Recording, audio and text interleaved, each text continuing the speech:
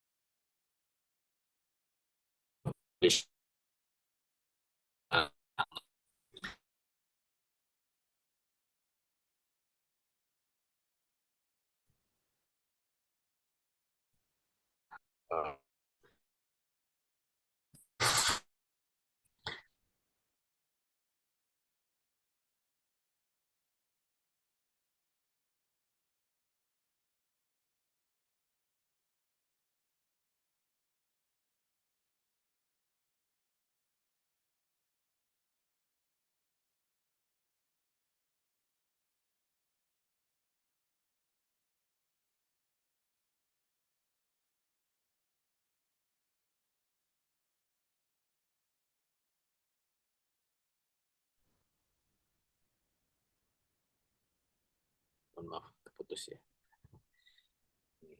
lupa saya nggak rubah sinyal, lagi liburan berebut wifi di rumah, saya pakai jalur lain. eh jadi nanti kalau hal-hal yang terkait dengan isu kekinian ya masalah Suriah atau boleh aja nanti, walaupun sebenarnya nanti Suriah itu kita akan juga singgung dalam perspektif sejarahnya ya. Di sini nanti juga sedikit ya, sekilas tentang, walaupun belum ke Suriah, nanti konstelasi di Yordan, Irak ya, nanti sekilas seperti itu. Baik, di pertemuan sebelumnya ya, bahwa ada sebuah conference ya, di Istanbul saat itu ya, yang dihadiri oleh para diplomat Amerika yang mereka mencoba menelaah eh, apa yang kemudian direkomendasikan para diplomat Amerika ke pemerintah Amerika. Dan ada 4 ya yang kemarin kita sudah singgung. Yang pertama adalah bagaimana menghilangkan pengaruh Inggris di kawasan Timur Tengah. Karena sebagaimana yang sudah sering kita bahas bahwa pasca Perang Dunia Pertama, eh, yang mengontrol, yang memetakan, membangun rezim baru pasca kekhilafan Turki Utsmani bisa dikalahkan itu adalah Inggris dan Prancis ya. Perjanjian rahasia yang sangat terkenal ya, makanya jadi nggak rahasia lagi. Perjanjian Sykes-Picot itu yang memetakan mana kontrol Inggris dan mana kontrol Prancis ya. Dan sisa-sisanya masih terasa saat ini. Case di Suriah dulu adalah wilayah yang di bawah kontrol Prancis ya, walaupun sudah tidak terlalu kuat ya, tapi kejatuhan rezim Bashar al-Assad kemarin juga ada respon dari Prancis ya. Setidaknya mereka masih mencoba mencari serpihan kepentingan yang bisa ditanamkan di sana gitu. Termasuk juga sebagian besar lain ya. Kalau Prancis kan di daerah Suriah, kemudian Lebanon ya, daerah Syam. Gitu. Nah, sedangkan wilayah lain itu dikontrol oleh Inggris ya. Baik yang sudah dipengaruhi Inggris sebelum Perang Dunia Pertama seperti Mesir, kemudian Arab Saudi ya, termasuk juga negara-negara Teluk, mulai dari Yaman, Oman, Uni Emirat Arab ya, Bahrain, gitu. Atau juga yang kemudian ditata pasca Perang Dunia Pertama dalam perjanjian Sykes-Picot ya, terkhusus di wilayah Palestina ya, Palestina, kemudian Yordan dan Irak gitu.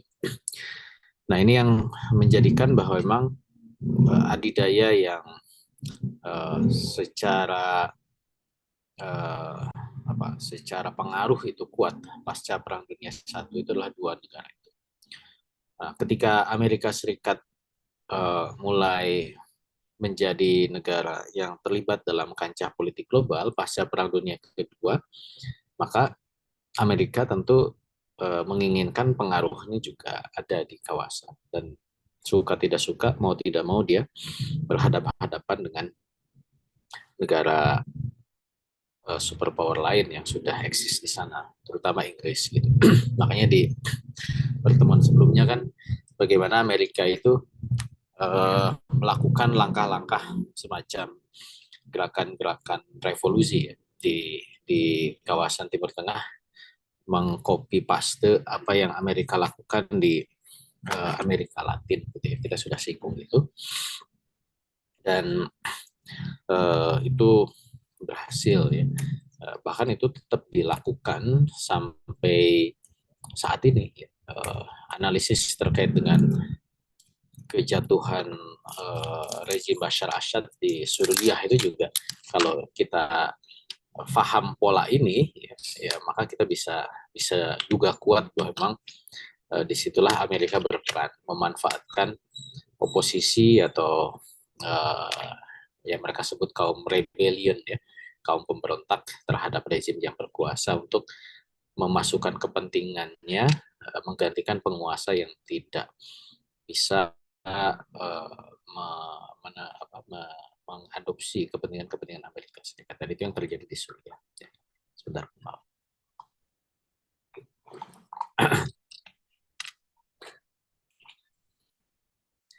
Nah, nah yang kedua juga, selain berusaha meminimalisir pengaruh Inggris atau bahkan menghilangkan, ya,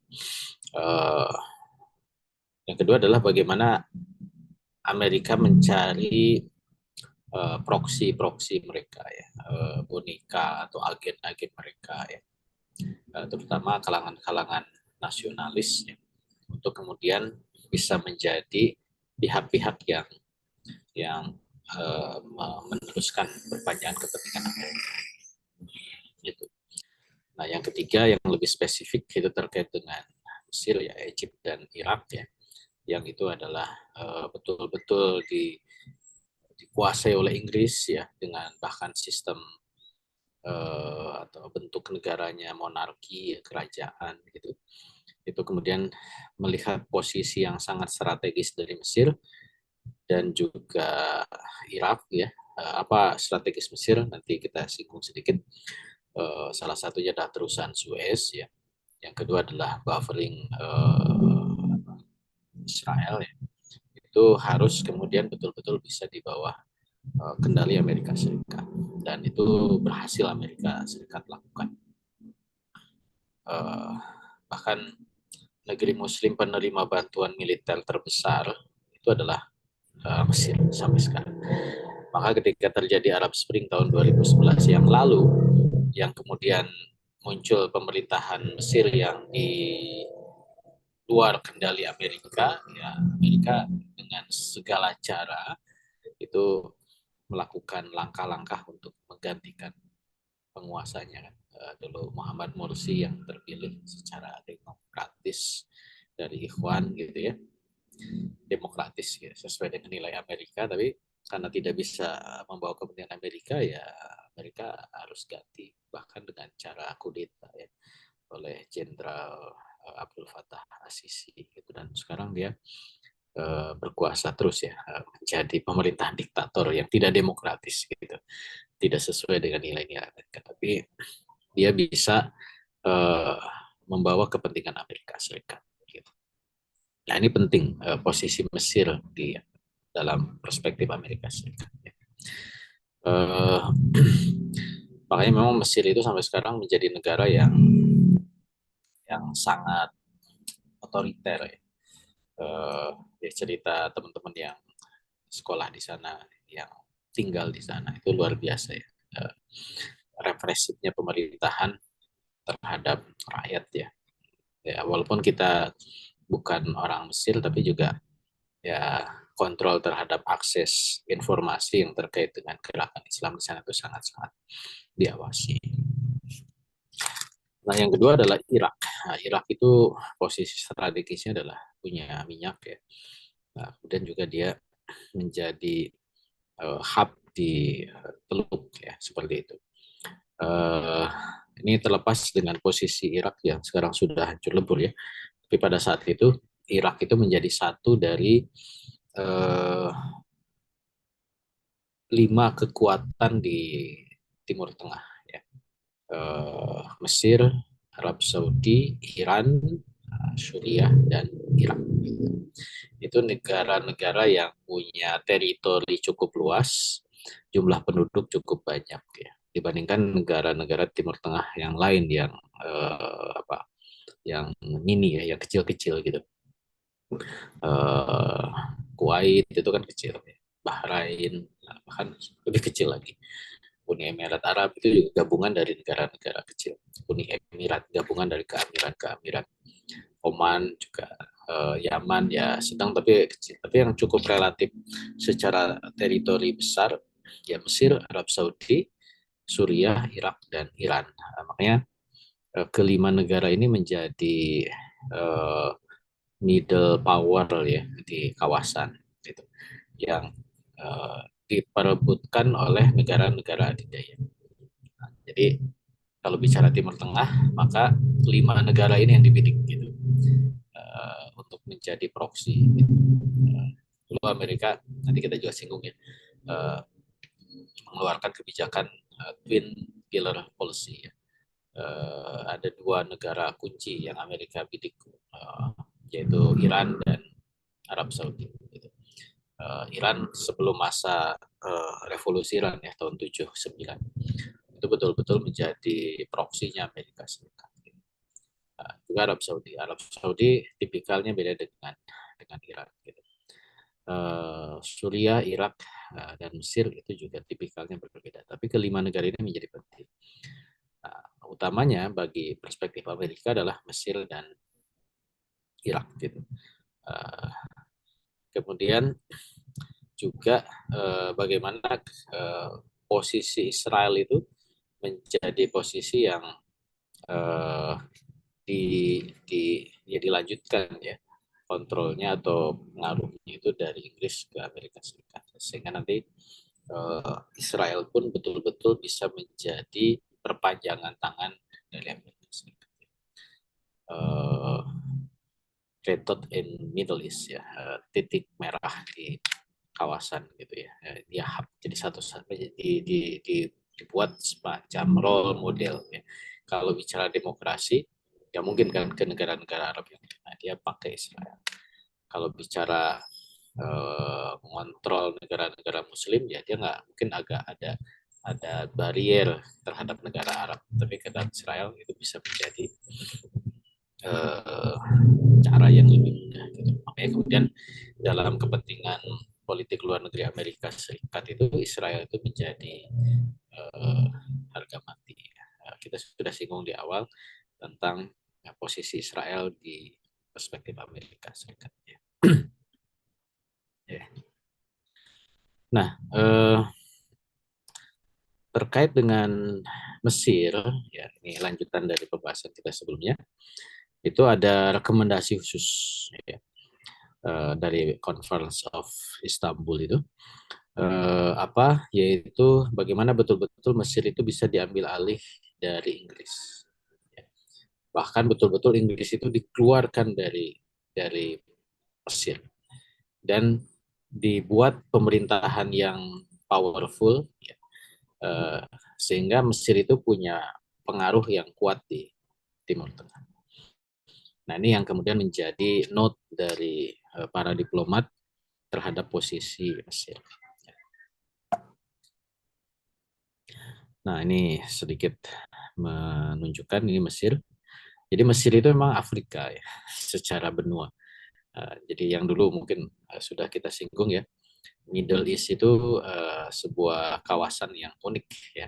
Dia gabungan dari North Africa dan Middle East ya, Timur Tengah, Asia Barat Daya. Makanya disebutnya MENA, Middle East and North Africa.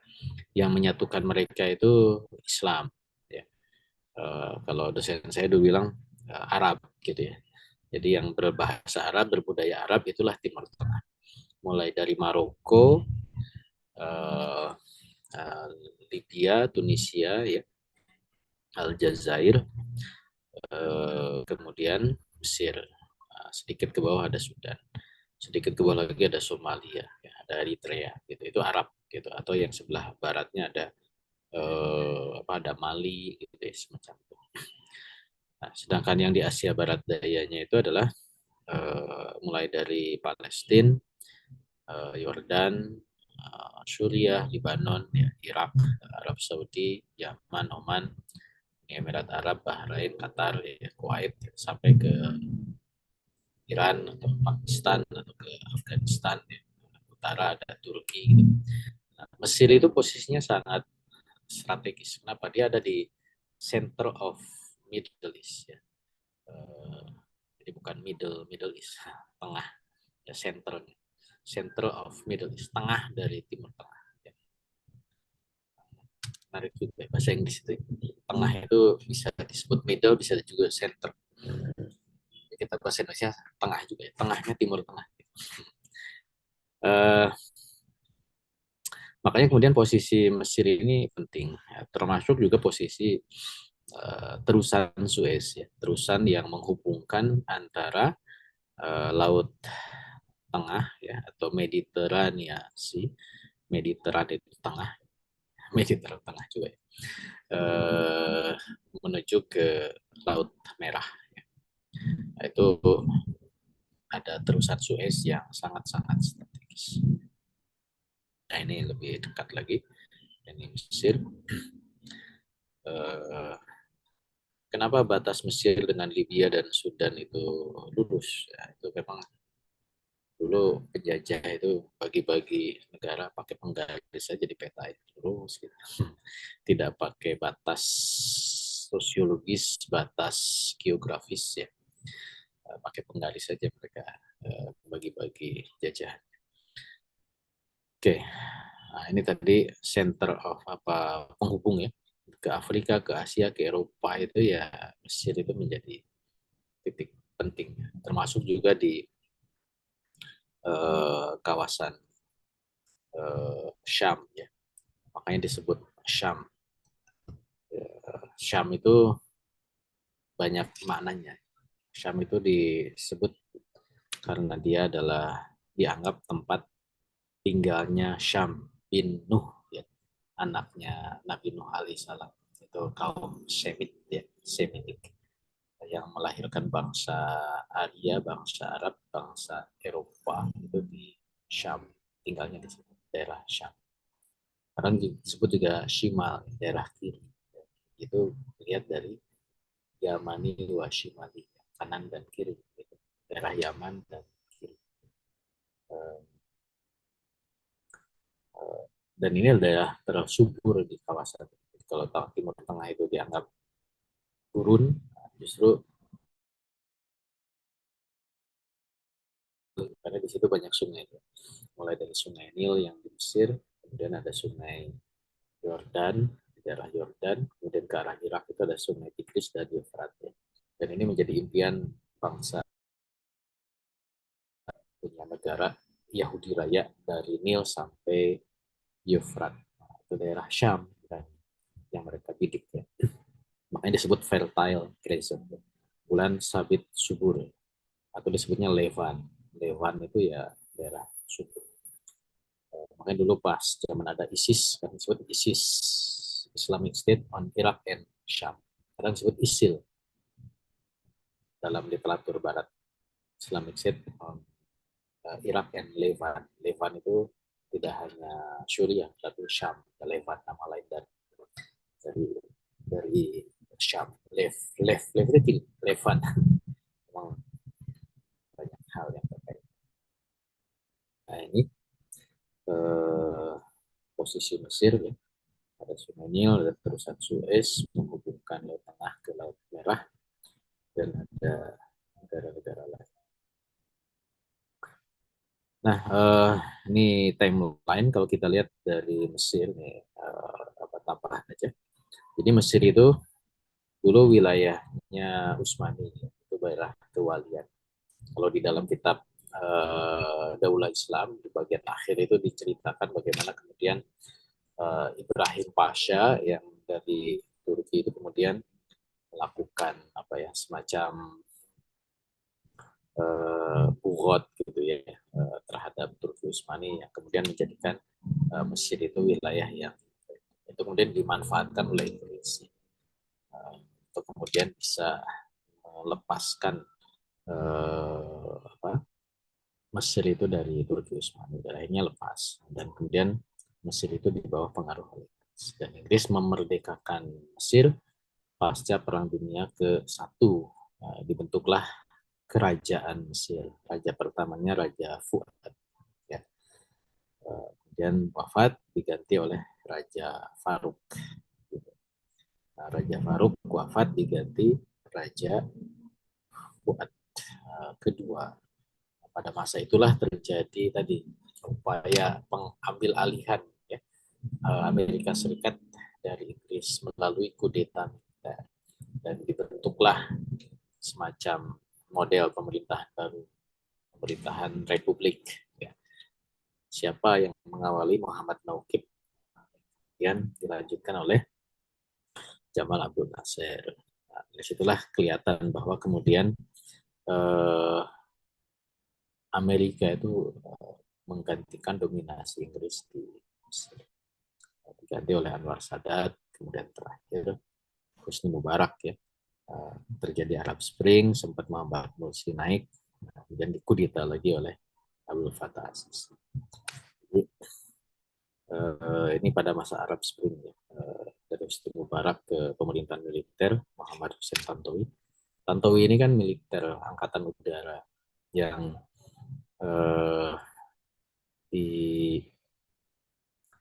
apa namanya, oleh Muhammad Morsi itu dianggap khawatir gitu ya, menjadi, makanya Morsi itu mencari ketika mengganti panglima militer ketika dia terpilih, ganti oleh panglima militer yang baru, yang soleh, yang rajin tahajud. Pamannya itu orang Ikhwan, yaitu Abdul Fattah al-Sisi. Ternyata dia ya, yang barengan gitu ya mengkudeta Husni Mubarak. Dari kalangan militer itu malah dianggap bahaya, justru yang diangkat memang ya itulah bukan luar biasa. Amerika itu menanamkan agen itu dengan cara-cara yang sering tidak kita duga. Sangat sudah berpengalaman, sangat sulit lihai dalam konteks intelijen dan kontra intelijen ya, infiltrasi dan kontra infiltrasi terkait dengan berbagai kalangan, tidak hanya militer. Oke. Nah, ini pada masa apa namanya, Anwar Sadat ya. Jadi kelihatan betul bahwa memang eh, pemerintahan Republik Mesir itu menjadi perpanjangan kepentingan Amerika Serikat. Pada masa Anwar Sadat menjadi negara kedua ya, Mesir itu yang melakukan normalisasi hubungan dengan Israel. Betul-betul dalam perjanjian Camp David ya, itu pada masa pemerintahan Jimmy Carter itu buat perjanjian antara Mesir dan Israel dan dibuka hubungan diplomatik, dan Amerika memberikan kompensasi bantuan-bantuan yang luar biasa terhadap Mesir, dan Mesir sejak saat itu dikukuhkan menjadi penjaganya Israel gitu ya. Ini luar biasa gitu. Sampai sekarang, makanya kemudian menjadi harga mati untuk menjaga Mesir.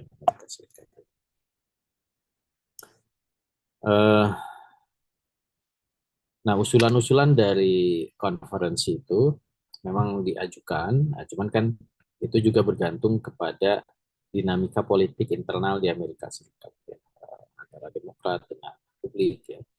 Pada saat itu masih Henry Truman ya, yang menjadi presiden Amerika. Dan Henry Truman itu sebenarnya secara keberpihakan terhadap Yahudi kan juga sangat dominan, sehingga eh, pengakuan negara Yahudi tahun 48 oleh Amerika itu pada masa Henry Truman. Cuman Truman itu masih ada komitmen terhadap Inggris, sehingga kemudian masih membiarkan Inggris itu tetap berperan ya, di Timur Tengah ya. Walaupun tadi ada rekomendasi dari para diplomat sana, tapi Henry Truman tidak terlalu memperhatikan. Nah, barulah rekomendasi itu diperhatikan pada masa Eisenhower ya, pengganti dari Henry Truman. Nah, ini Henry Truman, Presiden Amerika di masa perang ya, Perang Dunia Kedua dan pasca Perang Dunia Kedua, dan dia punya peran yang sangat kuat untuk pembentukan relasi Amerika dengan Israel. Salah satu yang fenomenal itu adalah pengakuan Israel ya, ketika dia berkirim surat. Jadi langsung di-approve pada tanggal yang sama. Jadi pemerintahan Amerika telah diinformasikan bahwa awalnya disebut Jewish State, ya, negara Yahudi, sudah diproklamasikan di Palestina, dan kemudian dibutuhkan pengakuan dari pemerintahan. Maka pemerintahan Amerika mengakui secara de facto dari pemerintahan State of Israel, the new Jewish state inherited. Tanggal yang sama, 14 Mei, langsung diakui pada jam 6.15 sebelah. Pagi-pagi banget ya, masih pagi udah. Walaupun memang ada selisih waktu ya, antara Amerika dan Israel. Jadi ini menunjukkan memang ya, bandingkan dengan Indonesia. Indonesia baru diakui dunia internasional tuh. Proklamasi tahun 45, diakui tahun 49 ya. Butuh waktu 4 tahun. Nah, ini butuh waktu sekian menit saja untuk diakui. Jadi memang kelihatan ya, bagaimana negara-negara barat termasuk juga Amerika Serikat pengakuannya terhadap Israel dan penjagaan tidak.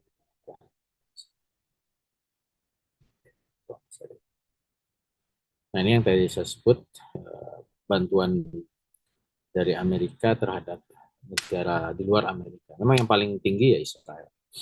Nah, di luar itu yang nomor dua itu Syria. Jadi, makanya kalau negeri Muslim yang paling banyak ya Mesir.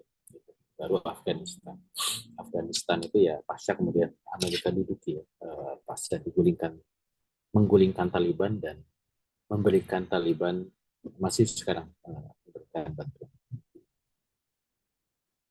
Nah, termasuk Irak juga ya membantu itu dalam konteks membangun dan menjadikan loyalis dan Amerika. Itu sama dengan apa yang Amerika lakukan terhadap Vietnam dan Korea Selatan. Itu anggaplah wilayah-wilayah jajahan Amerika. Nah, kalau dengan Inggris dia memang mitra ekonomi, memang itu ibunya. Inggris itu ibunya. Eisenhower. Nah, maka setelah masa Eisenhower, politik Amerika itu di Timur Tengah semakin aktif, dan uh, upaya untuk mengambil alih pengaruh Amerika di kawasan Timur Tengah itu terus semakin semakin menguat. Bagaimana Amerika mendorong negara-negara Arab itu berdamai dengan Israel, termasuk juga nanti Yordan.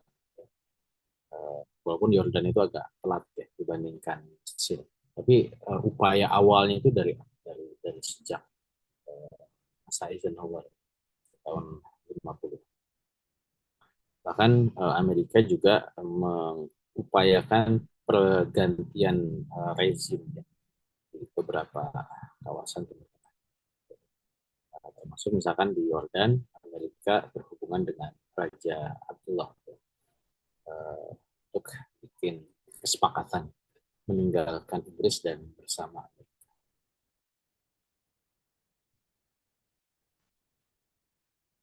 Ini dalam konteks Israel.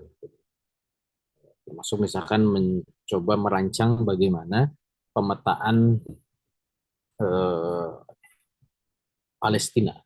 Kalau sekarang kita mengenal ada Abraham Accord ya, zamannya Donald Trump, atau sebelumnya ada eh, apa, kesepakatan Oslo ya, yang mendorong terjadinya two state solution gitu ya.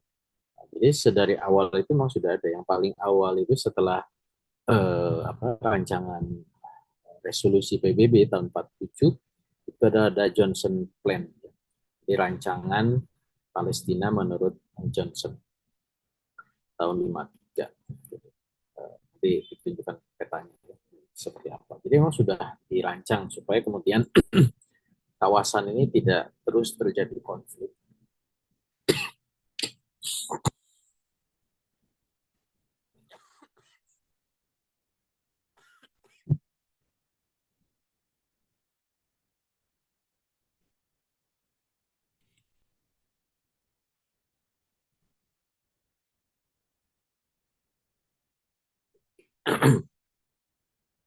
Ya, mohon maaf.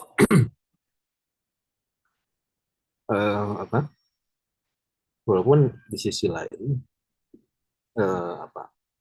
Israel itu juga melakukan tindakan-tindakan yang eh, ya mengharuskan dia memperluas wilayahnya, bukan mengharuskan ya.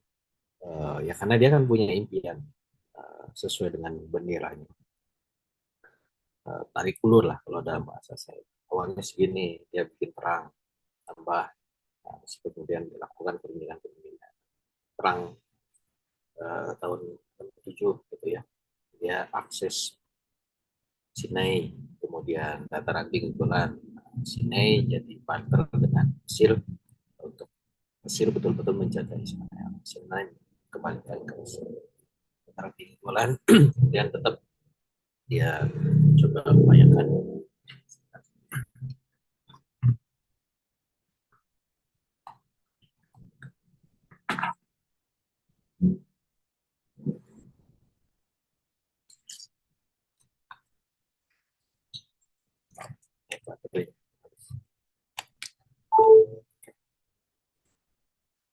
eh, termasuk juga kemarin kan kenapa Israel dia mulai juga memperluas wilayahnya di dataran tinggi Golan.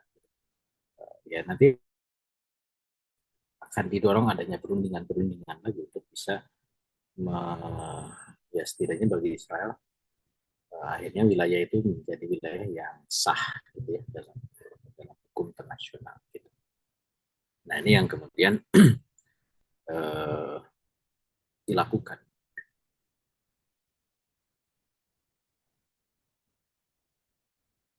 Dan Amerika Serikat tentu berada di balik itu semua.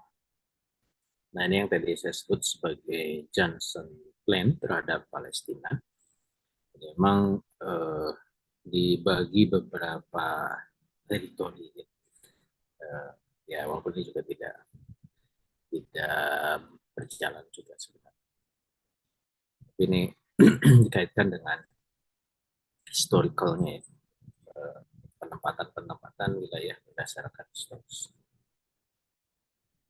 Nah, kalau kita lihat dari konflik Arab Israel ya, sedari munculnya negara Yahudi sampai kemudian ini tahun 2014 ya, itu beberapa momen terjadi kan, ada persoalan sini, ada perang 6 hari di tahun 67 dan seterusnya ya. Dan negara-negara yang terlibat itu ya negara-negara ya, kalau kita lihat itu negara-negara yang awalnya negara ya. Mesir terlibat, kemudian eh, Jordan ya, Suriah gitu, setidaknya sampai perang 6. Sampai nanti perjanjian Camp David ya, Mesir sudah tidak ada lagi nih di sini. Nah, tinggal yang melawan Israel itu ya Palestina, uh, ya ada Lebanon, civiliannya, Lebanon dan Hezbollah. Gitu. Sedangkan dengan negara-negara Arab lain itu sudah selesai ya di perjanjian seperti itu.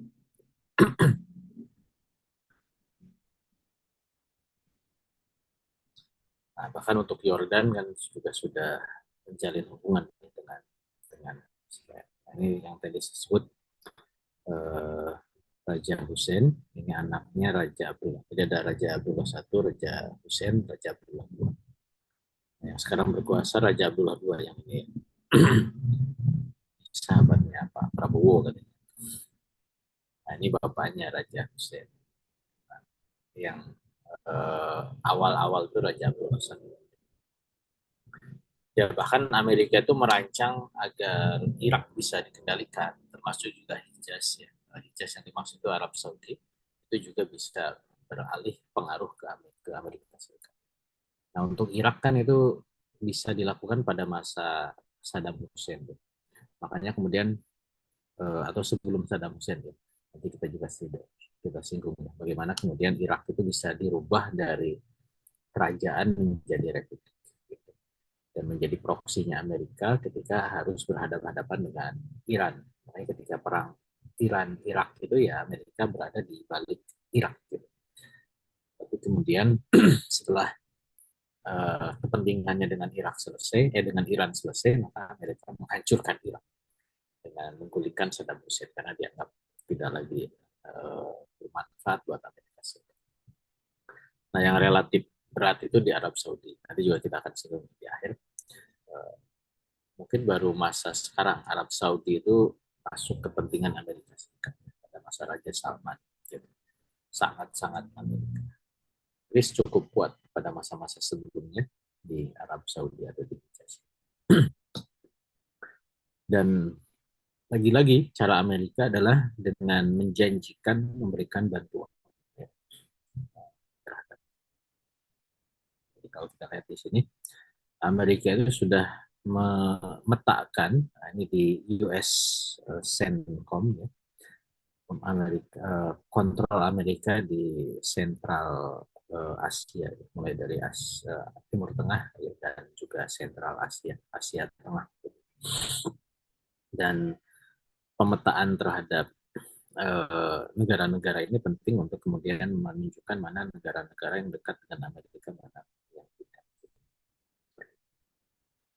Walaupun memang pola relasinya ya ruwet juga ya.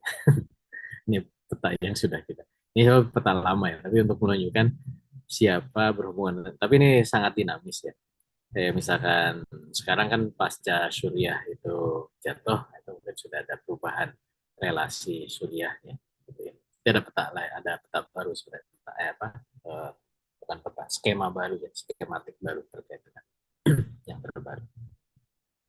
Nah, balik lagi ke Raja Abdullah di Yordan. Jadi memang dia yang usaha menjembatani kepentingan Amerika di Timur Tengah. Makanya Raja Abdullah itu juga yang mencoba melobi eh, namanya sepupunya Raja Faisal ya, Raja Faisal di Irak itu namanya Abdullah juga ya. Eh, Kalau di kitab disebutnya Abdullah ini orangnya Abdullah. Dia adalah pangeran di Irak yang menjadi proksinya Amerika ya, di Irak gitu. Termasuk juga Perdana Menteri Irak Nuri As-Said. Walaupun memang kedua orang ini masih berat ya, untuk bisa mengikuti apa yang diinginkan oleh Amerika dan masih kemudian apa namanya dekat dengan rancangan dari Raja Abdullah untuk membuat persatuan aliansi dengan Amerika itu dan ketika terjadi kudeta militer di Irak itu Abdullah Irak ini menjadi korban yang luar biasa, dimutilasi dan digantung. Jadi memang penggantungan eh, rezim yang berkuasa di Irak itu bukan hal yang baru. Ketika zaman Saddam Hussein kan digantung, termasuk juga Abdullah ini juga. Pada Abdullah ini adalah eh, keturunan ya Hashimiyah ya, keturunan dari masih saudara lah dengan Abdullah Abdullah Yordan. Karena kan dulu ketika Inggris eh, menata Timur Tengah, raja-raja atau ya raja-raja keturunan Hashimiyah Quraisy itu kan ditempatkan oleh Inggris di tiga negara, di Mesir, di Irak, dan di Yordan. Nah, cuman yang dua itu ya terakhir kan. Lalu yang tersisa Hashimiyah itu tinggal di Yordan. Nah ini Nuri As-Said, Perdana Menteri Irak ya pada saat dia masih juga terafiliasi. Nah, ini Abdullah pertama yang Jordan yang menjadi perpanjangan kepentingan Amerika di Timur Tengah. Dan dia juga dibunuh ya, meninggalnya ketika mengunjungi Al-Quds di tahun 19.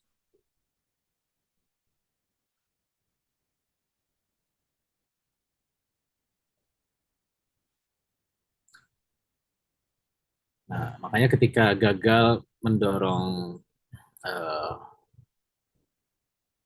Nuri As-Said dan juga Abdullah Irak, Abdullah Yordan ini mendatangi Riyad As-Sul, bahasa terjemahnya Riyad As-Suluh. Nah, ini orangnya Riyad El-Sol, dia adalah Perdana Menteri Yordan. Dia yang berkuasa di Yordan. Jadi Yordan itu sistem pemerintahannya tuh unik ya. Jadi dia kayak republik ya. Dia uh, membagi apa namanya penguasanya itu menjadi tiga bagian.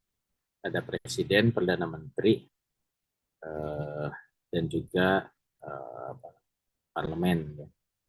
Yang itu kemudian merepresentasikan tiga komunitas utama di Lebanon, Kristen Maronit, Muslim Sunni, dan Syiah. Gitu. Itu ditata begitu. Gitu. Makanya Yordan itu dia relatif stabil karena bagi-bagi kekuasaan antara Muslim, Kristen, dan Syiah.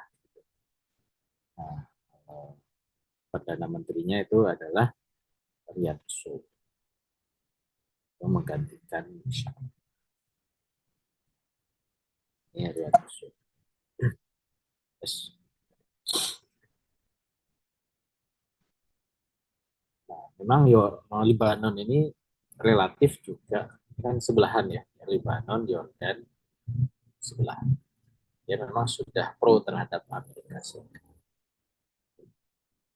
Hanya kemudian ketika uh, Inggris mengetahui bahwa dia ada Soul ini uh, pro terhadap Amerika, maka Inggris uh, membunuhnya ketika perjalanan menuju ke dari Aman. Dan ini memang berbarengan dengan terbunuhnya Raja Abdullah Yerusalem. Beda seminggu. Siapa yang melakukan ini? Kalau di analisis kitab ini dilakukan oleh Kalub. Siapa itu Kalub? Kalub itu seorang perwira militer. John Bagot Klub Pasar. Dia memang eh, apa namanya? Ya, letnan jenderal yang memang jenderalnya Raja Abdullah sebenarnya. Yang kemudian menjadi perpanjangan tangan Inggris. Cuman ini kok ketahuan, karena kalau dibaca saya cari ya di literatur yang mainstream itu eh, yang membunuh Raja Abdullah itu adalah kalangan jihadis dari Ikhwanul Muslimin gitu. Karena dianggap pro Amerika dan ya ceritanya begitu. Jadi silahkan bisa di searching gitu. Cuman yang menarik ketika dianalisis ya oleh kitab ini bahwa memang itu adalah konspirasi.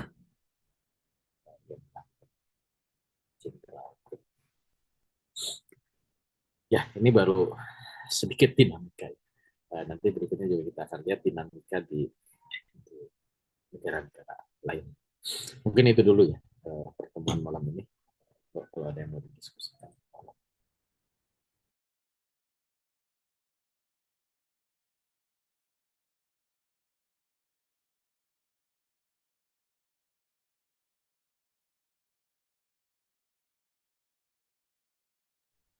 Ya, Alhamdulillah.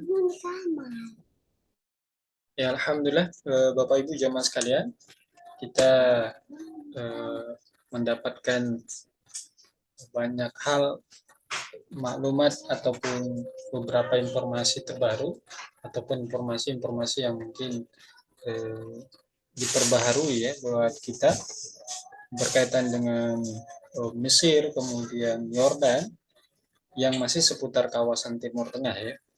Ya mungkin di sesi ini kita akan buka untuk forum diskusinya ya, kesempatan diskusi buat Bapak Ibu yang ingin mendiskusikan terkait dengan tema kita malam hari ini, atau boleh jadi ada yang ingin menggunakan kesempatan ini untuk bertanya di bahasan yang pekan lalu atau beberapa pekan yang belakangan yang memang belum kesampaian, ya silakan gunakan kesempatan ini.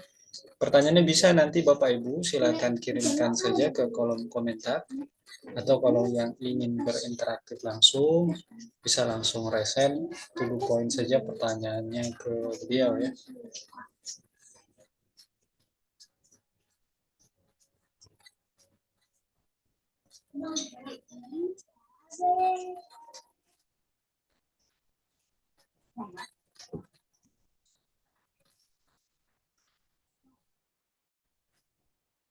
Ya, um, ini ada sudah pertanyaan yang masuk nih Ustaz dari kolom komentar dari uh, akun Pak Norman Baskara ya. Ya, Alhamdulillah. Pertanyaannya begini Ustaz, mengapa Timur Tengah mau dibagi-bagi wilayahnya oleh penjajah? Nah, ini gimana Ustaz tanggapannya Ustaz? Ya, karena sedang dijajah, terserah penjajah. Itu ya, gampang. Ya, ya begitu. Jadi sebenarnya eh, karena emang posisinya sedang dijajah, sehingga penjajahlah yang memetakan, membagi-bagi, mengontrol gitu, sesuai dengan faktanya. Gitu. Bahwa penjajah pun dia mungkin eh, apa namanya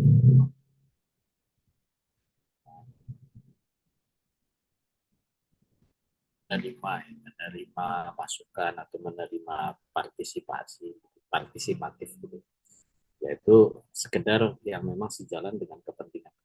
Makanya kenapa ada penguasa lama yang tetap dipertahankan, tapi ada juga penguasa yang diganti. Karena yang penting adalah bagaimana penguasa-penguasa yang ditempatkan itu bisa uh, membawa kepentingan dari negara-negara. Yang pasti rakyatnya nggak mau gitu ya. Nah, cuman kan tidak punya kemampuan untuk melawan. Penguasanya mau karena memang ada kompensasi. Kenapa mereka mau? Ya karena mereka sedang dijajah. Gitu ya. Walaupun Iya, simpelnya begitu. um, memang agak menarik juga ini Ustaz. Di satu sisi kita juga ada beberapa diskusi dengan teman-teman kita duduk. Sulit sekali rasanya membawa cara berpikir eh, kaum muslimin, bahkan kita anggap saja mereka ini bagian dari intelektual muslim yang kita sering diskusi, kita katakan bahwa negeri Timur Tengah itu hari ini jajah. Jadi itu nggak diterima sama mereka. Faktanya kita bilang contoh di Mesir perguruan tinggi Islam itu masih berdiri, nggak ada diusik dia bilang. Atau di Timur Tengah juga ada eh, Makkah, Madinah tetap dijaga. Nah, bagaimana mungkin di sana dikatakan dijajah, padahal pemimpinnya kan terus ada pergantian yang memang eh, baik pergantian itu dengan intrik lah ya. Ini agak sulit juga kita untuk menjelaskan. Padahal dari sisi pendidikan boleh jadi mereka orang yang berpendidikan lebih tinggi dari kita yang menyampaikan ini. Ini apa problemnya nih, Tad? Ya, penjajahan itu kan ada direct, ada indirect ya. Ada langsung, ada tidak langsung gitu. Ada yang namanya implied ya, tersembunyi gitu. Makanya ini penting untuk memahami dulu apa sih yang dimaksud dengan freedom, ya, kemerdekaan dan uh, penjajahan gitu. Artinya ketika Muslim dia bebas me, memilih pilihan-pilihannya dalam segala hal, nah, itu berarti freedom, bebas. Tapi kalau dia diatur, dipaksa oleh entitas asing, oleh entitas ya negara lain, ya berarti dia dijajah. Nah, cuman kan di dunia modern ini sekarang sudah bergeser, penjajahan itu tidak lagi direct ya, penguasaan wilayah secara langsung diduduki secara militer gitu. Walaupun masih ada juga seperti yang Amerika lakukan terhadap Afghanistan ya kemarin-kemarin gitu, atau Irak saat ini. Yaitu langsung Amerika tempatkan. Tapi walaupun misalkan dijajah langsung pun berusaha menunjukkan bahwa ini tidak sedang dijajah gitu. Menempatkan pasukan dalam jumlah besar itu, tapi kelihatan negaranya kok kayak bebas-bebas aja gitu. Berarti kan dia ada koridor, ada apa? Ada rambu-rambu lah. Ini boleh, ini nggak boleh. Kalau sudah melewati atau mengganggu kepentingannya, ya Amerika akan cegah gitu. Karena dia sedang menjajah negara itu. Artinya tidak sepenuhnya free kan gitu ya. Tidak sepenuhnya independen, tidak sepenuhnya bebas gitu. Karena di situ sudah ditempatkan kontrol dari Amerika Serikat. Dan itu yang dilakukan gitu. Tidak lagi oh, penjajahan itu model zaman dahulu kala gitu ya. Penguasanya dari mereka gitu. Kayak model Inggris kan gubernur jenderalnya dari dia gitu dan seterusnya. Gitu. Jadi memang sudah ada pola-pola baru dari penjajahan. Kenapa kita bisa simpulkan memang negara-negara di kawasan Timur Tengah itu dijajah? Ya karena tadi sudah pertama ditempatkan pasukan militer. Sering saya tunjukkan petanya, juga saya tunjukkan nanti bagaimana tentara Amerika itu ditempatkan di Timur Tengah, di pangkalan-pangkalan militer. Dan itu siap siaga ketika memang negara itu tidak mau nurut terhadap kehendak. Cuman Amerika juga dia tidak tidak kasar gitu ya, oh pengen ini pengen itu pengen, harus begitu, dia juga tarik ulur gitu ya. Selama koridornya tetap terjaga kepentingannya, nah dia tetap berikan kebebasan ganti penguasa gitu ya. Selama penguasa itu bersaing dan dua-duanya masih membawa kepentingan Amerika ya dalam beberapa hal itu dibiarkan. Tapi kalau penguasa itu sudah bertolak belakang kayak Arab Spring, terpilih Muhammad Mursi, nah ini nggak bisa nih, ya udah kudeta ganti gitu modelnya. Atau kalau di Arab Saudi kan ya udah dibunuh ganti, sampai harus dibunuh penguasa. Itu memang cara-cara yang dilakukan, penjajahan model baru yang dilakukan oleh negara-negara baru. Itu ya yang terjadi. Tapi misalkan pendidikan masih jalan Islami gitu ya, dan kayak orang Islam, umat Islam masih bisa ibadah ke tanah suci, ya kayak itu masih dalam koridor yang ditolerir gitu. Karena Amerika juga ya, tidak ingin menimbulkan konflik yang tidak perlu gitu. Karena Amerika punya kepentingannya itu yang dijaga gitu. Kalau ada konflik-konflik yang sifatnya apa, cabang yang memang tidak terlalu signifikan, ya udah biarin aja, toh cuma ibadah, toh cuma belajar gitu ya. Tapi kalau misalkan belajarnya itu ideologis dan membuat sebuah movement gerakan yang merongrong kekuasaan, ya pasti itu kan berangus gitu ya. Boleh khutbah ya, Jumat atau khutbah macam-macam ceramah, tapi ya hal yang memang masih ditolerir gitu, tapi sudah uh, merongrong melakukan turun alangkat misalnya, itu tentu akan hidup diambil, ditangkap dan itu yang terjadi. Jadi kita juga harus bisa melihat secara uh, keseluruhan gitu dalam proses penjajahan, memang tidak selalu bersifat direct langsung.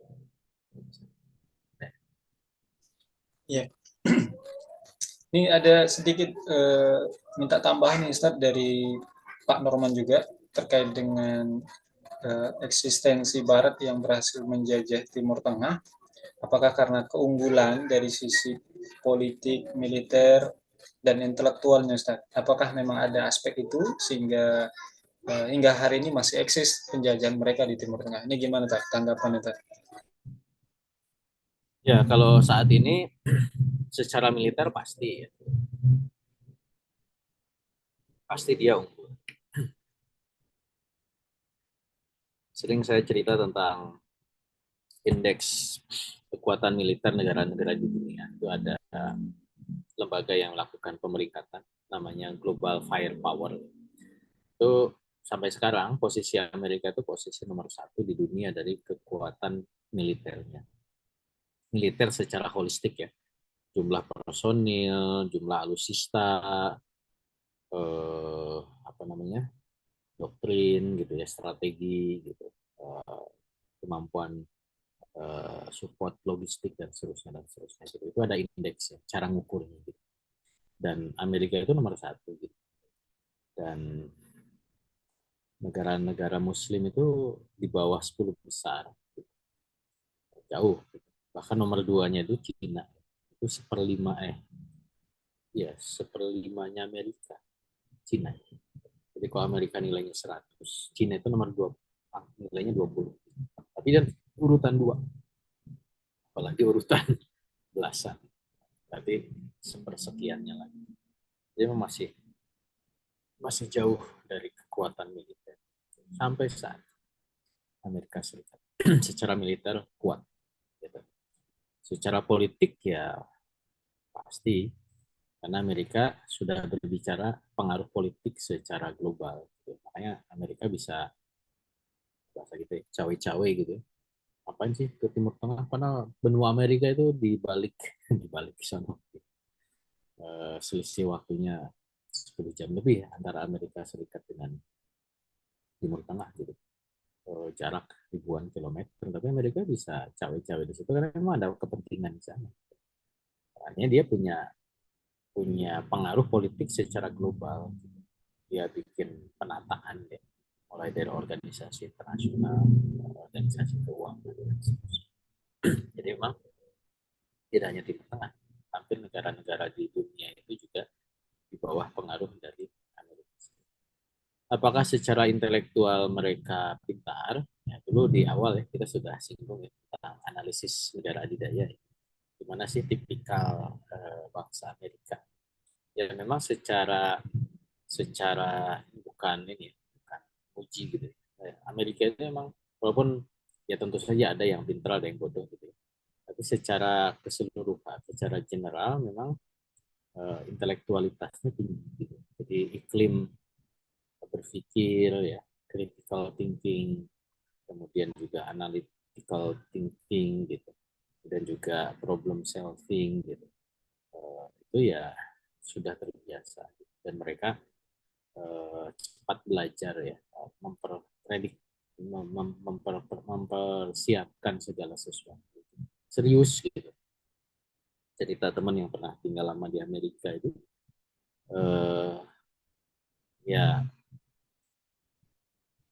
pemerintah itu serius gitu, ngurusin rakyat, bahwa itu ada kepentingan oligarki, ada kepentingan eh, ya, nasional atau kelompok itu iya gitu. Tapi ketika eh, publik itu menuntut ya kemudian diseriusi untuk urusan-urusan bikin jalan bener gitu ya. Dan rakyat itu juga protes kalau nggak bener dibikinnya. Kayak nggak kayak di kita kan, pemerintah bikin jalan ya buat proyek ya masyarakatnya juga ikutan gitu. Dan ketika protes juga tidak serius protesnya gitu. Itu yang terjadi. Amerika tuh mikirin dunia itu serius gitu. Ada ya sering kita singgung ya, ada NIC, National Intelligence Council, gabungan lembaga-lembaga intelijen Amerika itu dia memikirkan kira-kira apa yang akan Amerika hadapi 20 tahun yang akan datang. Ngumpulin data, gitu, dianalisis, so, nanti akan terjadi gini-gini, bikin rekomendasi, maka Amerika harus bikin atau melakukan ini. Itu serius gitu. Tapi di Indonesia, ya, contoh ya di Indonesia, itu kemarin itu ada lembaga kajian dari UI ya, terkait dengan sebuah analisis ya. Pas kita baca analisisnya emang, eh, ya kalau bahasa saya mungkin ngejar project gitu ya, project akhir tahun ngabisin anggaran, nah, itulah kajian gitu. Ya serius juga karena dia ngutip buku-buku yang nggak jelas. Walaupun rekomendasinya memang tendensius. Eh, Tidak benar-benar kajian itu buat ya mungkin buat negara ini juga, tapi ya dia karena nggak serius ya gitu hasil. Dan ya saya sebagai akademisi ya kadang kan dulu ikut FGD juga apa gitu. Nah, kadang ya orientasinya belum belum ideologis gitu. Hadir FGD itu ya lumayan lah ada uang atau minimal dapat gitu ya, ngumpulin nilai gitu untuk kenaikan pangkat dan kan kemudian kajian yang nanti berguna gitu. Nah itu juga berarti kan banyak hal ya, mulai dari negaranya, masyarakat, pemerintah. Memang eh, negara-negara adidaya itu ya negara ideologis, negara yang punya, ya tidak selalu negara ideologis ya. Negara adidaya itu dia punya sesuatu yang diraih gitu, dan dia serius untuk meraih. Apalagi kalau negara itu negara ideologis, dia akan betul-betul mengseriusi cara mewujudkan value-nya, nilai-nilai itu yang kemudian dilakukan. Ya, walaupun. Ya, kita sembari menunggu jamaah yang lain. Ini saat masih ada pertanyaan. Tadi ada tadi ada timeline yang Ustadz tampilkan di slide tadi terkait dengan eh, pergantian masa ke masa negeri Mesir ya. Bahwa di situ ada pergantian dari sistem kerajaan yang memang diinisiasi oleh Inggris untuk memisahkan diri dari khilafah, kemudian berganti antara rezim satu dengan yang lain. Nah, yang menarik sebenarnya Ustaz, menurut kami apa yang menjadikan pergantian itu hasilnya kalau tadi Ustaz sampaikan ada istilah boneka atau agen tadi ya kita bilang yang satu berganti dengan yang satu kemudian pemainnya berganti tetapi tanpa disadari oleh umat ini sebenarnya wayang siapa ini agen siapa yang dimainkan ya. Nah, lantas apa yang bisa kita informasikan atau sampaikan ke umat bahwa sebenarnya ini hanyalah dagelan atau hanya wayang yang dimanfaatkan oleh para negara adidaya atau yang punya kepentingan di situ Ustaz. Termasuk di Irak ataupun nanti tadi yang disampaikan tentang kasus Suriah tadi kan kita yang jauh di negeri ini memantau di sana kan tidak terlalu valid ya ataupun bertimpanya informasi kita khawatir mana yang benar mana yang keliru ini kan kita juga mesti hati-hati kan menilai nah, kasus dengan Mesir monggo tak tanggapan tak. Ya, kalau peristiwa itu sudah terjadi ya, seperti yang ada di dalam kitab ini kan hasil dari analisis. Ya. Analisis itu adalah kemampuan kita menghubungkan fakta-fakta, baik fakta yang terungkap ataupun fakta yang tidak terungkap. Ada berita di depan layar, ada berita di belakang layar. Memang seorang analis politik itu, di situ nanti ujian kemampuannya literasi ya, tapi juga membangun yang agak susah itu kan mendapatkan informasi-informasi di balik layar sehingga nanti kita bisa simpulkan oh ini tadi ya oh ternyata Galup nih atau grup yang kemudian mengkonspirasi terbunuhnya Raja Abdullah pertama gitu kok bisa dia dengan tidak langsung ya tapi dia via jihadis dan seterusnya itu ya itulah hasil analisis menghubungkan fakta-fakta yang tidak. Sama juga misalkan kayak tadi ya Mesir Mursi gitu dia mengganti Tantowi ke Sisi itu kok bisa ya mungkin saat itu apa yang dilakukan oleh Morsi itu ya benar gitu. Kan ya cara Amerika untuk kemudian bisa mengkamuflase ya orang-orang tertentu sehingga kemudian bisa dipilih dan kemudian itu ternyata menjadi perpanjangan tangan. Kan ada cerita ya, ini direkam. Nggak apa-apa juga sih. Ada cerita dari seseorang, saya sebut seseorang saja. Ketika dia tugas, aparat ya, dia tugas ke suatu negara itu, uh, tugasnya normal, gitu ya, tugas intelektual akademisi, gitu. Bikin paparan, bikin kajian. Nah, tapi setelah itu dia cerita bahwa dia dihubungi tuh sama rekan dia di sana, hubungi, ada tanya itu, mempropos sebuah program ini. Curhat yang saya ceritain, ya senang, ya siap-siap aja mungkin mau direkrut jadi agen. Gitu ya, ya tidak ada makan siang gratis ya, karena memang tidak dalam waktu yang singkat ya, pola agensi, pola relasi itu bisa panjang waktu, bisa apa sih itu, bisa ngijon ya. Ngijon itu berhubungan sekarang untuk dipakai nanti, dan uh, yaitu pola relasi yang tidak sederhana, tidak mudah untuk dideteksi gitu. Ya, cuman kan kalau kita sebagai seorang muslim kan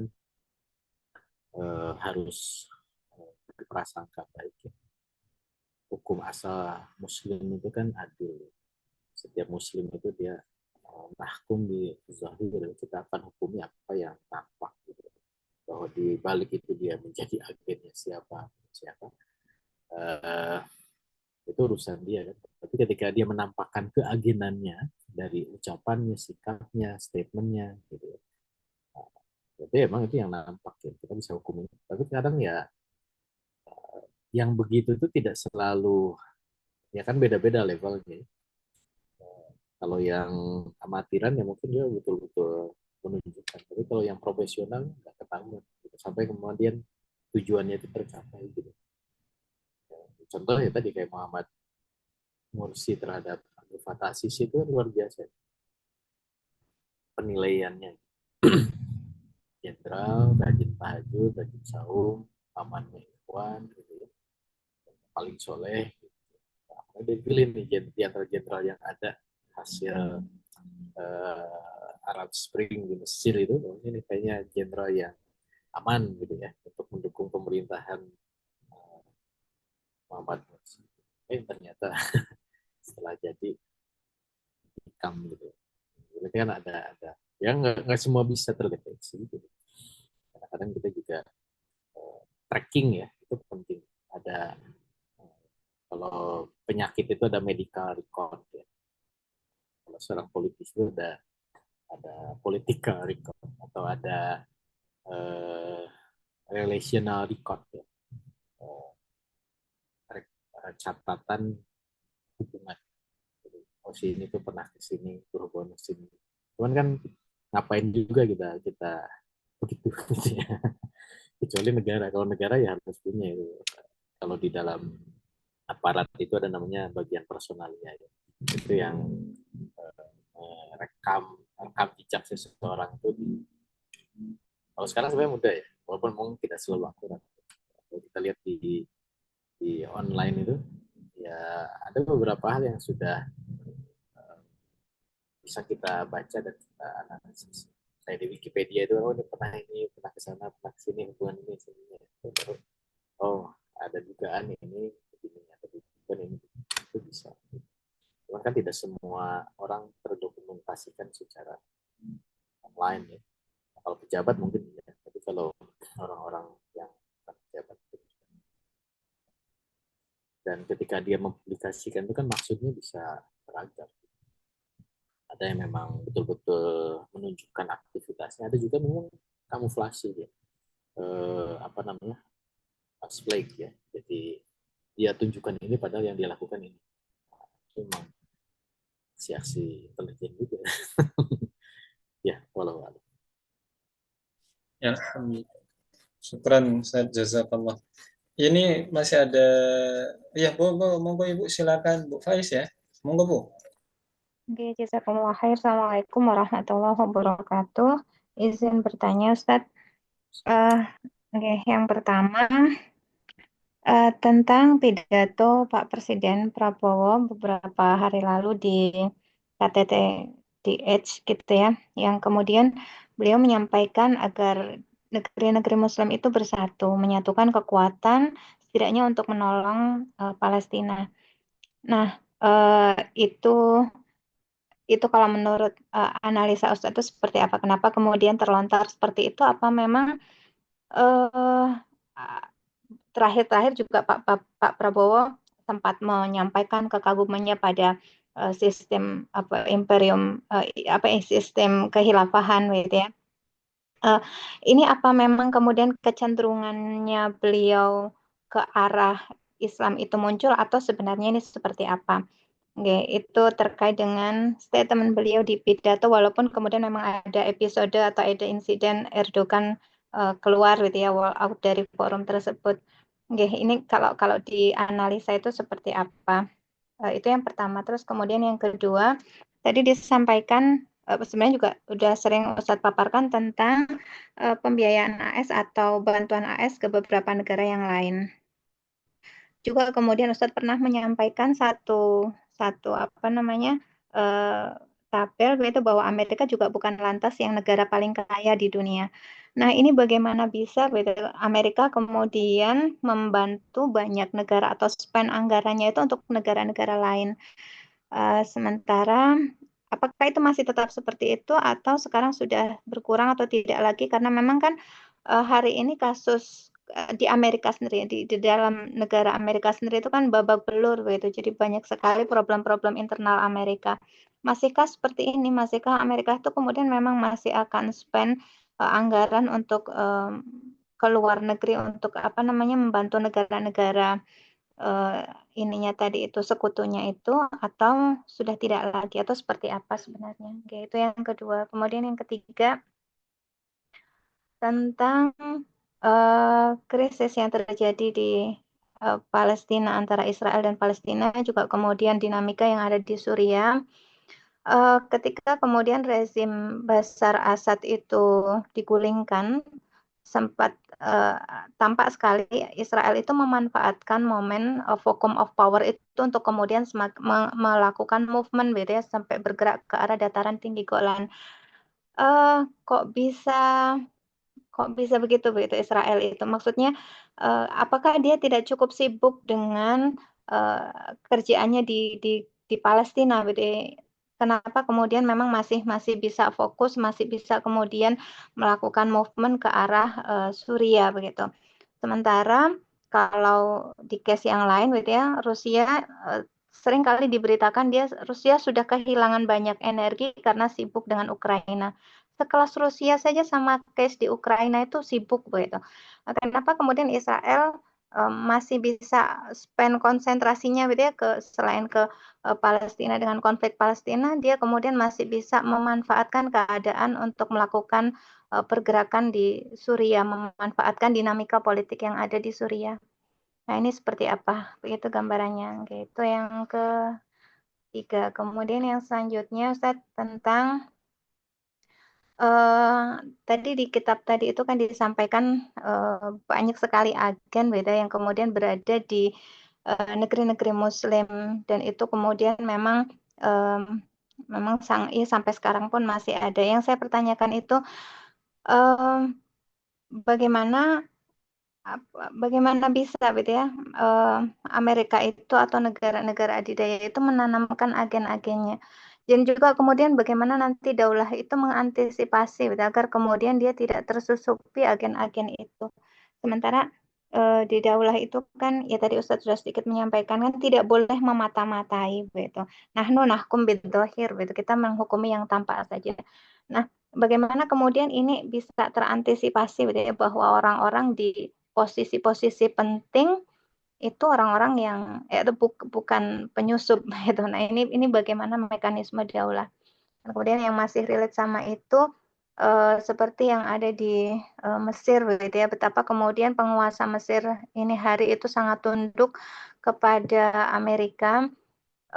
Ini yang agak kemudian ironi gitu ya, yang terjadi di Gaza itu kan sudah di mata manusia, bukan kemudian pakai ukuran yang lain gitu ya, ukuran kemanusiaan saja. Ini kan sudah sangat sangat mencederai kemanusiaan gitu. Tapi kenapa kemudian penguasa di Mesir itu tidak tergerak, apalagi ketika kemudian didudukkan bahwa dia muslim, yang di Palestina juga muslim gitu. Ini di mana ceritanya beda, seorang muslim bisa kemudian begitu rupa tega kepada saudaranya sama muslim yang tidak melakukan pertolongan padahal dia dalam kapasitas yang sangat-sangat mampu. Oke, sampun Ustadz itu. Jazakumullah khair.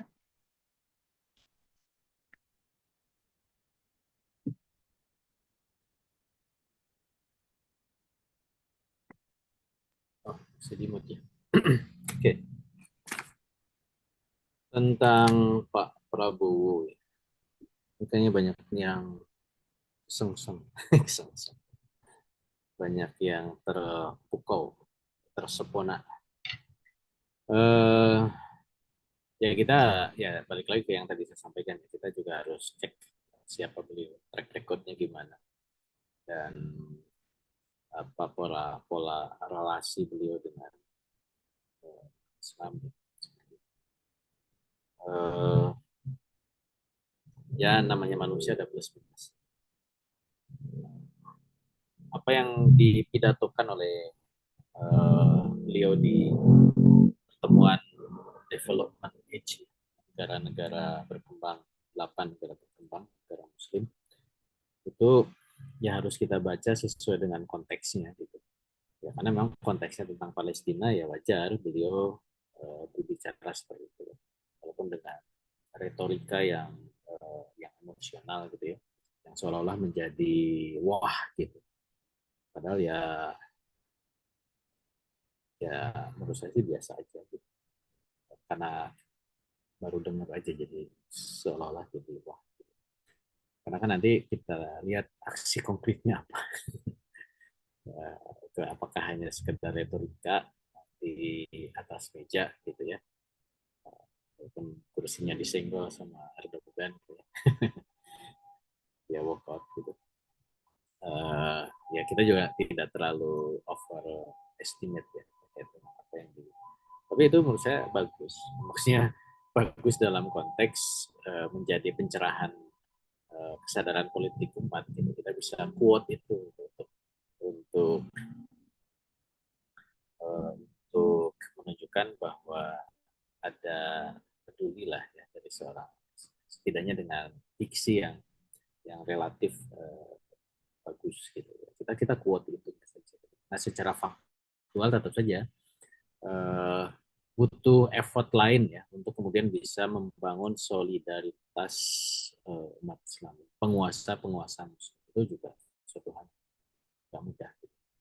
Ya, kalau presiden lain mungkin komennya uh, iya sih, cuman bisa apa gitu. Karena tetap yang secara faktual untuk bisa menyelesaikan sana ya butuh. Selama kemudian pengaruh negeri muslim belum signifikan ya tidak ada, tidak ada yang bisa kita lakukan. Tapi itu pidato yang menurut saya bisa kita pakai ya, untuk kemudian membangun kesadaran. Termasuk juga terhadap Ottoman. Beliau nggak sebut khilafah, kata khilafahnya nggak disebut di imperium. Ya sebagai peminat orang yang ya bagusnya kan Pak Prabowo itu dia uh, orang yang rajin membaca ya. Ya kesaksian orang-orang yang pernah ketemu dengan saya sendiri belum pernah ketemu dengan beliau. Dulu sempat mau cuma tidak jadi waktu zaman reformasi 98 itu, ini sekedar cerita ya. Jadi kebetulan saya hadir di Malang, ada pertemuan forum silaturahmi lembaga dakwah kampus 98 pas lagi reformasi itu FSLDK ya fenomenal juga karena di situ ada isu-isu politik, salah satunya adalah isu kedatangan Prabowo. walaupun kita nggak ketemu juga. Karena ada cerita bahwa didorong terjadinya proses reformasi juga, ada peran beliau ya terhadap dunia mahasiswa. Relasi beliau dengan kelompok-kelompok Islam itu relatif baik ya, walaupun memang tidak, ya beliau itu kan juga kita bisa sebut awam, sisi keislaman itu tidak se religius tokoh Islam, tapi ya dia relatif punya hubungan yang kayak beberapa tokoh Islam kan juga direnggut ya dalam pemerintahan. Ya sebagai seorang pembaca, ya orang yang rajin membaca, bisa juga wajar pemahaman beliau tentang kejayaan Turki Utsmani itu menjadi hal yang membekas. Karena kalau dalam literatur negara adidaya kan apa sih referensinya selain Utsmani kan? Kalau kita mau mereferensi ke Abbasiyah gitu ya, ke Umayyah itu agak susah. Literaturnya itu kan terbatas ya. Literatur terbatas, peninggalan sejarahnya juga susah di ya mungkin masih ada masjid macam-macam tapi tidak fenomenal Turki Utsmani itu. Apalagi kalau yang pernah ke Turki ya, ke Istanbul misalnya, bisa menyaksikan oh ini benteng yang ditaklukkan, oh ini ada Galata, dulu ada strategi militer yang out of the box gitu ya, bisa-bisanya. Apalagi zaman Erdogan itu kan dia mencoba membangkitkan kejayaan Utsmani itu untuk propaganda politik dia gitu ya. Ya memang plus minus ya bagi yang untuk membangun kesadaran kekhilafan itu bagus gitu. Tapi memang itu ada propaganda politik. Dan itu memang bisa diakses akhirnya gitu. Kejayaan-kejayaan Utsmani di masa lalu ya secara militer macam-macam. Kebayang gitu. Di museum militer itu kebayang bagaimana meriamnya Turki Utsmani yang luar biasa besarnya gitu. Atau di museum Panorama bagaimana prosesnya itu gitu ya.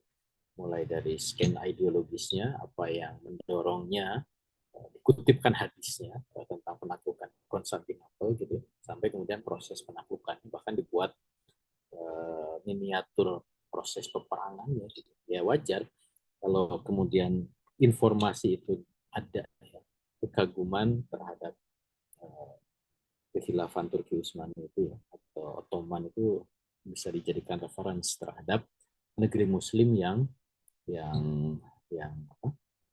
Yang adidaya gitu. Itu ya yang pertama. Tapi ya mudah-mudahan ini eh, simptom positif ya. Tinggal nanti ya jangan sampai kemudian ini hanya simptom yang berserakan, gejala-gejala yang berserakan, tapi betul-betul mengkerucut menguatkan kesadaran keislaman beliau. Mudah-mudahan. Kan tadi tergantung isunya nanti yang kemudian kan beliau juga dibidik banyak isu ya tidak hanya. Dan yang kedua tentang ya Amerika itu memang sebagai sebuah negara kan ada problem domestik ya. Tapi problem domestik Amerika itu ya bisa relatif sampai sekarang stabil. Bahkan kemarin ada konflik pergantian kepemimpinan pun ya relatif Amerika itu sudah stabil ya, established lah gitu. Ketika ada beberapa krisis ekonomi di sana pun ya relatif bisa, karena dia negara ideologis walaupun sudah kropos ya, tapi masih masih kalau istilahnya itu gini, negara itu ada pilar-pilar gitu. Mungkin dinding-dindingnya sudah retak, tapi pilarnya itu masih kuat. Apa itu value of demokrasi atau value of kapitalismenya itu masih dipegang, dijadikan sandaran yang menjadikan Amerika itu masih relatif bisa berdiri. Dan yang kedua memang belum ada rival yang sepadan gitu. Ibaratnya kalau jagoan dia itu ya emang cuma dia jagoannya gitu. Walaupun jagoan sakit-sakitan, tapi nggak ada jagoan yang lain gitu. Kalau nanti muncul jagoan lain yang bisa bisa mengajak dia gelut gitu ya, ya tentu Amerika bisa mudah dirobohkan. Cuman masalahnya kan jagoan lainnya belum ada. Gimana Amerika bisa memberikan bantuan? Ya Amerika itu kan tidak pakai tangan sendiri. Ya. Jadi kalau kita baca dari USAID gitu ya, atau Amerika menggunakan tangan IMF atau World Bank itu kan eh, dia gunakan lembaga-lembaga tersebut untuk menyalurkan kepentingannya gitu. Tapi dananya tidak selalu dari dia. Dia pakai Jepang misalkan, dia pakai negara-negara Eropa yang bantu, tapi kepentingan dia yang masuk gitu. Nah itu eh, kan licik ya. Itu cara ya bukan brilian juga ya. Itu caranya Amerika gitu. Dan kemudian bantuan-bantuan itu mengalir bisa memperpanjang kepentingan dia, tapi dia menggunakan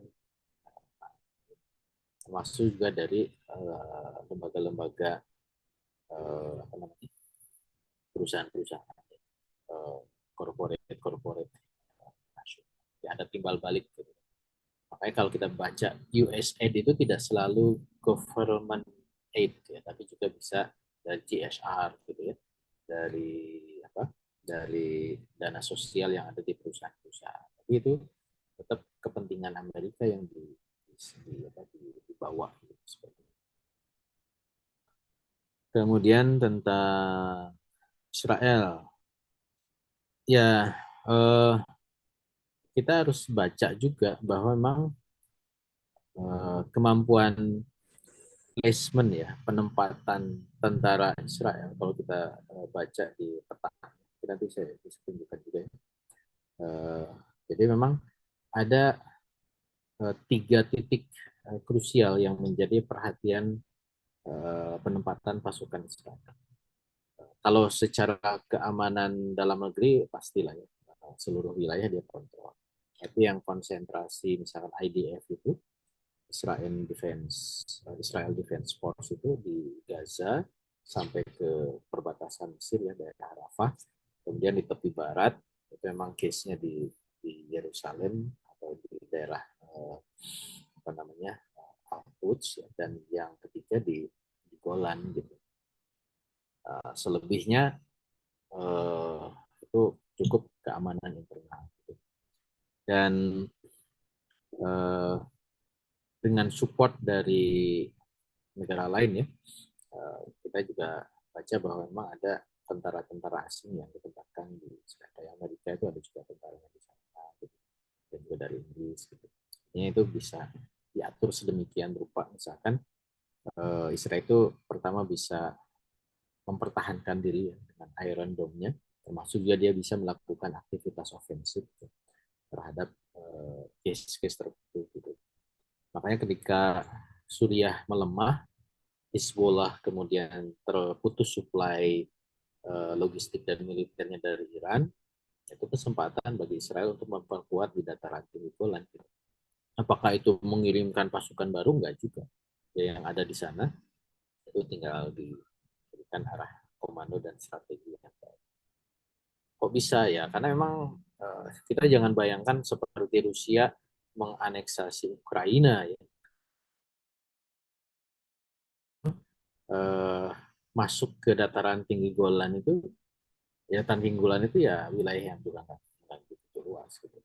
Radius masuk 30 kilometer sekian gitu ya. Itu kan tidak luas-luas amat gitu.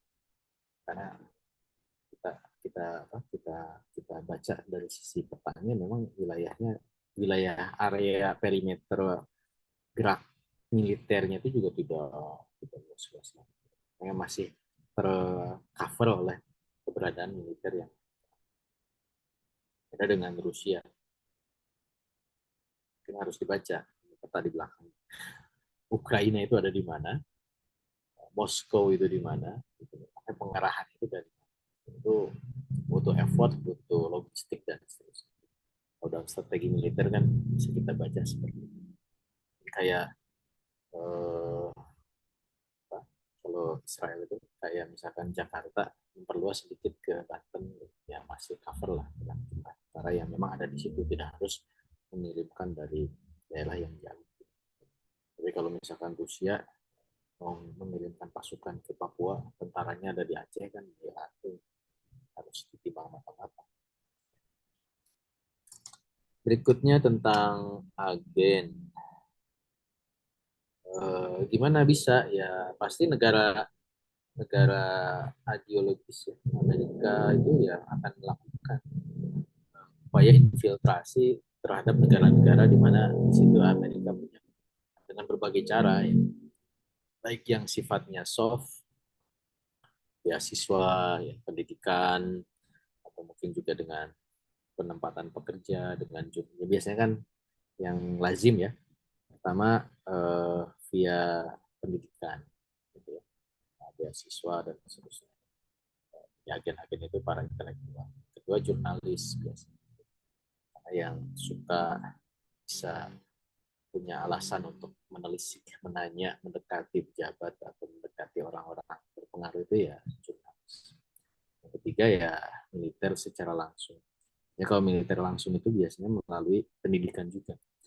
Apalagi dengan covering tukar pelajar. Dan ini menjadi suatu hal yang lazim. Kayak misalkan di Bandung itu ada sekolah komando militer itu selalu menerima tentara asing. Sebagaimana juga kita mengirim tentara asing keluar untuk belajar gitu. Nah, itu kan tinggal kuat-kuatan. Tentara Amerika yang belajar di Indonesia, nah, dia bisa mencari partner. Nah, dia tugaskan untuk ngintelin dan mencari partner. Atau tentara Indonesia yang belajar di Amerika, dia bisa dipengaruhi untuk mencari partner. Ya dua hal itu gitu. Dan selalu modusnya begitu. Zaman dulu kekhilafan Turki Utsmani ya, munculnya Mustafa Kemal dan rekan-rekannya, itu kan dari situ. Dia dikirim untuk belajar ke Prancis ya, ke Inggris. Kemudian ya dia jadi agen. Gitu. Awalnya suruh belajar teknik kemiliteran ya karena sudah di negara orang kan ya, walaupun ada intelnya ya, ngintelin tentara gitu ya, atau ngintelin ini, ya tetap aja tidak 24 jam.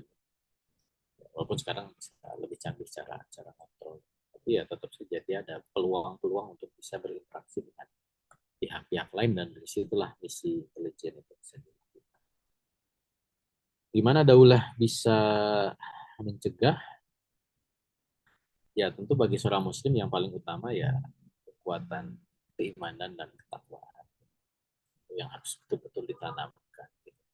Ya harus betul-betul hanya mengabdi kepada Allah, ya, kepada Islam, gitu.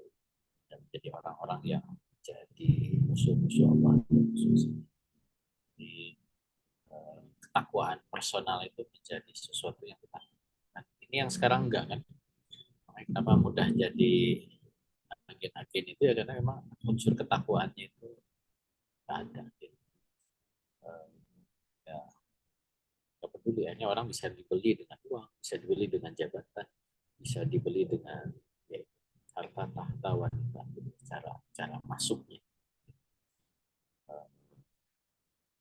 Nah itu yang pertama. Dan yang kedua ya nanti ada apa yang disebut dengan kontra intelijen. Pada tekniknya tentang kontra intelijen, sehingga daulah itu bisa mencegah orang-orang tertentu jadi agen negara lain atau orang-orang internal dijadikan agen. Ada kontra intelijen, ada teknik interogasinya, ada teknik screeningnya, ada macam-macam, bisa dipelajari sendiri. Tiap negara itu punya yang begitu. Terakhir tentang kok penguasa Mesir tidak tergerak sesama Muslim, ya karena memang tidak menjadikan Islam sebagai nggak peduli gitu sebagai sesama Muslim. Yang dia pedulikan ini sudah ya tadi nation state ya, beda bangsa, beda urusan, itu bangsanya beda, urusan kami di sini. Memang harus disentuh akidah. Cuman kan menyentuh akidah itu suatu hal yang tidak sederhana. butuh interaksi, butuh kalau dalam bahasa kitab saksiyah itu kan bisa disentuh dengan ud'u ila sabili rabbika bil hikmah. Ya, hikmah itu berarti beradu argumentasi, dalil. Kalau nggak ya wal mau'izatil hasanah, sentuh dengan surga neraka, itu supaya nanti kepekaan terhadap keislaman itu. Cuman kan apalagi kalau bicara penguasa yang sudah dibatasi dengan apa namanya, dengan protokoler, dengan informasi dan seterusnya, ya nggak mudah juga mendakwahi penguasa. Sudah ada ring satu, ring dua, sudah ada inner circle-nya gitu ya, yang menjaga setiap gerak, setiap pemahaman, setiap interaksi pemikiran gitu. Tidak mudah kita menyentuh gitu kalau para penguasa itu, untuk bisa mereka aware lah, atau sadar atau peduli terhadap urusan umat Islam. Ya, tapi mungkin ada saja ya peluang. Kalau Oke, jazakumullah khair. Ya, alhamdulillah. Sepertinya kita cukupkan dulu Bapak Ibu untuk diskusinya. Kira-kira ada yang ingin disampaikan saat sebagai closing statement untuk kajian malam ini? ya, insya Allah ini jadi pelajaran buat kita semua. Insya Allah kita masih lanjutkan di pertemuan berikutnya. Masih Timur Tengah. Mungkin 2 atau 3 lagi. Panjang juga. Maupun di akhir itu ada per negara juga ya. Nanti kita lihat lah. Mudah-mudahan bisa snapshot aja. Walau.